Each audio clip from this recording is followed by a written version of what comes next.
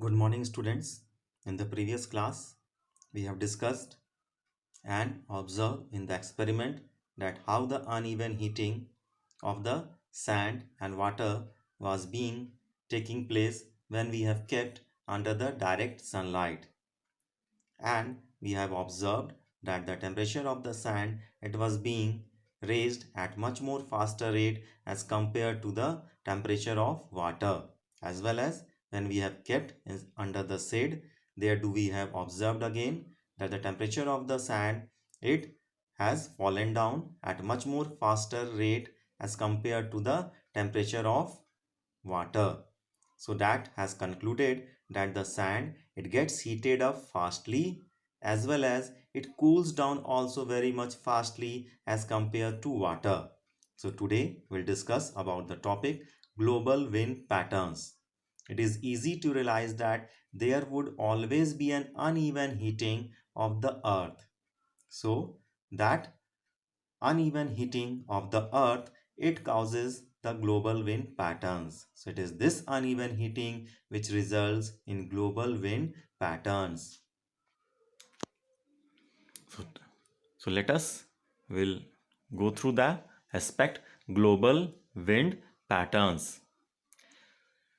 So here at 0 degree latitude, that is equatorial region, it receives a direct sunlight from the sun, so it gets heated up very much at faster rate, and it creates a region of low pressure.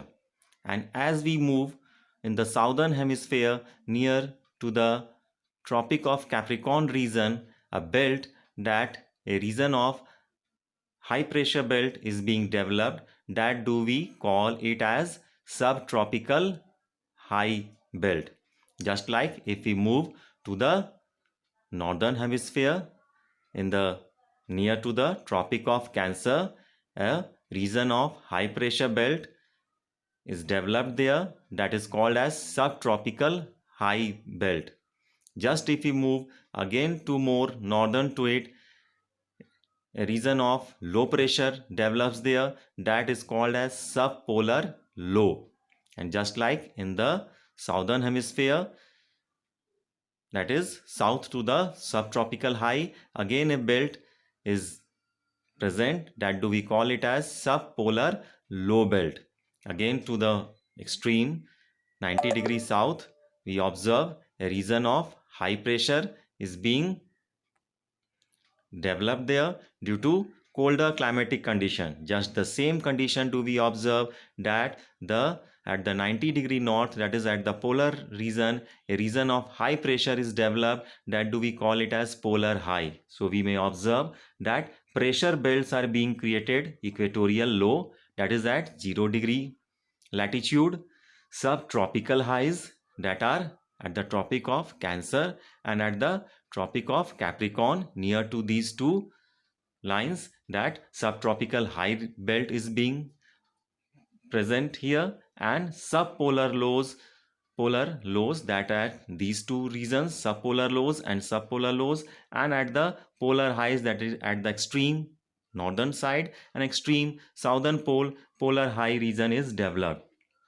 So what do we have seen in the previous experiment, that the always air it blows from a region of high pressure to a region of low pressure. In the diagram you may observe that from the equatorial lower pressure region, that alternate high pressure low pressure high pressure belt is being observed there, whether in the northern hemisphere or whether in the southern hemisphere. So what we have came to the conclusion that always the air it blows from a region of high pressure to a region of low pressure. So the wind, the air it blows from a region of subtropical higher belt region to the equatorial lower pressure region, or in the northern hemisphere also from the subtropical higher belt region to region of equatorial lower pressure region, and these winds are called trade winds. Here you may see the direction of the wind is towards the west side, that means from east to west the winds are blowing. The reasons are behind that the rotation of the earth the inclination of the earth, and different other geographical reasons that causes the direction of the wind to blow from east side to the west side. So these are called as trade winds.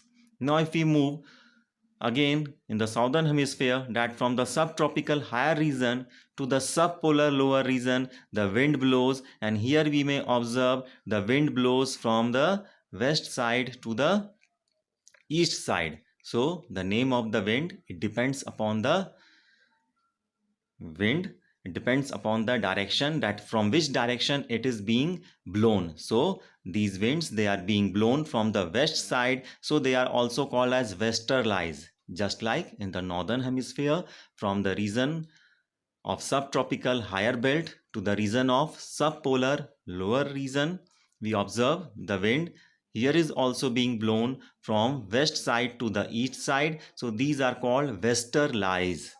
Again, if we move that at the polar region, the region of high pressure is there, so again the air blows from polar high to the subpolar low, and the direction of the wind, again you may come across that these are from east to west side. Just like in the similar case in the southern hemisphere, that the wind blows from the polar high to the subpolar lower belt region, and the direction is from the east side to the west side, so they are called as easterlies.